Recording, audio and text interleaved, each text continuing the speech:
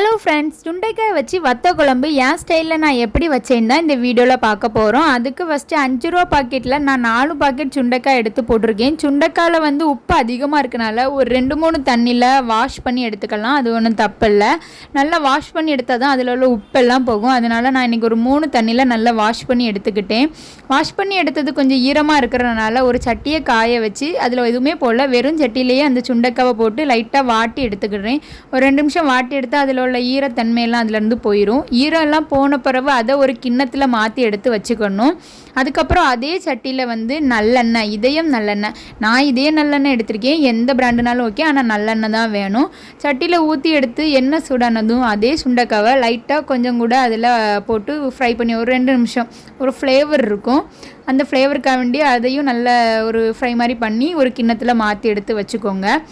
மாற்றியெல்லாம் எடுத்ததுக்கப்புறவு சட்டியில் கொஞ்சம் எண்ணெய் கம்மியாக இருக்கும். அதனால் கொஞ்சம் கூட எண்ணெய் ஊற்றி எண்ணெய் கொஞ்சம் சூடானதுக்கப்புறவு கொஞ்சமாக கடுகு போடணும். கடுகுக்கு அடுத்தால வெந்தயத்துக்கு அடுத்தால காஞ்ச மிளகாய் 2 பிச்சு போட்டிருக்கேன். அதுக்கப்புறம் சின்ன உள்ளி தான் மெயினாக போடணும். பெரிய உள்ளி எடுத்துடாதீங்க. சின்ன உள்ளி வந்து சீக்கிரம் வந்து வேகணுங்கிறதுனால நான் 2 கட் பண்ணி போட்டிருக்கேன். அதுக்கப்புறம் அது எல்லாமே ஒரு கிண்டணும். சின்ன உள்ளி அந்த நல்லெண்ணெயில் ஃப்ரை ஆகும்போது ஒரு வாசம் வருமே, சூப்பராக இருக்கும் அந்த வாசம்.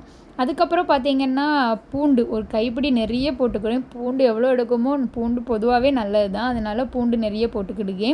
அதுக்கப்புறம் எந்த டிஷ்னாலும் நம்ம கண்டிப்பாக கருவேப்பிலை போடுவோம். அதனால் கருவேப்பிலையை மலைச்சாரல் மாதிரி தூவி விட்டுக்கிட்டேன்.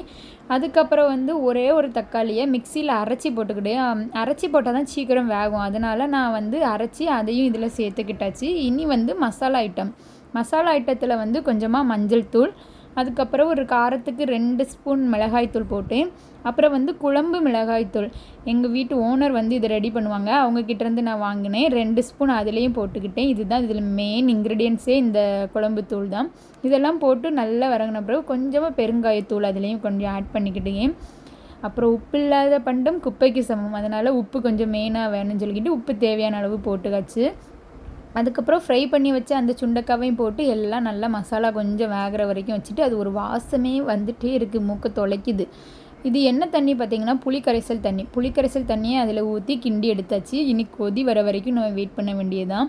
நல்லா கொதிக்குது பாருங்கள். மனம் எப்படி இருக்குதுன்னு கேட்டிங்கன்னா வேறு லெவலில் இருந்துச்சு.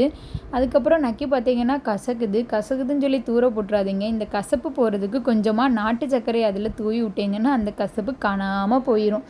இதெல்லாம் கிண்டி எடுத்ததுக்கப்புறம் நம்ம ஃபைனலான சுண்டைக்காய் வத்த குழம்பு ரெடி. இதை இனி என்ன பண்ணணும், ஒரு தட்டை எடுத்து அதில் கொஞ்சமாக ஒரு கரண்டி சோறு போட்டு கொஞ்சம் ஒரு கரண்டி இந்த வத்த குழம்பையும் போட்டு அப்படி கையை வச்சியே ஒரு விரசி கொஞ்சம் சூடாக இருக்குது, அதான் மெல்ல வரவுறேன்.